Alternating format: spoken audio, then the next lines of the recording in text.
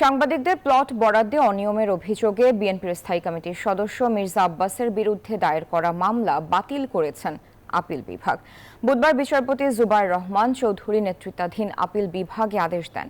2006 সালে তৎকালীন গৃহায়ণ প্রতিমন্ত্রী আলমগীর কবিরের হস্তক্ষেপে ঢাকা সাংবাদিক ইউনিয়ন সমবায় সমিতি লিমিটেড নামের একটি সংগঠনকে নিয়ম বহির্ভূতভাবে রাজধানীর মিরপুর 8 নম্বরের 7 একরের একটি প্লট বরাদ্দ দেওয়া হয়। এই অভিযোগে 2014 সালের 6 মার্চ শাহবাগ থানায় 4 জনের বিরুদ্ধে মামলা করা হয়। 2016 সালের 8 ডিসেম্বর মামলাটি বাতিলের জন্য ফৌজদারি রিভিশন মামলা করেন মির্জা আব্বাস।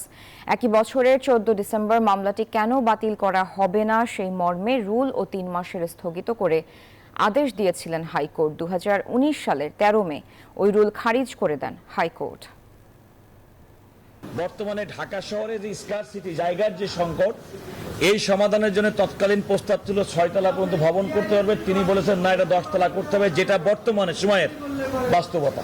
যেহেতু মির্জা আব্বাসের কোনো ইনভলভমেন্টই নাই, সেই জন্য তার বিরুদ্ধে এই অ্যান্টি কারাপশন আইনে কোনো মামলা চলতে পারে না। আদালত বলেছে 11:30টায় আদেশ এবং অ্যাকর্ডিংলি 11:30টায় আদেশ হয়েছে। আমাদের যে অ্যাপিল, সেটা অ্যাপিলটা অ্যালাউ করেছে।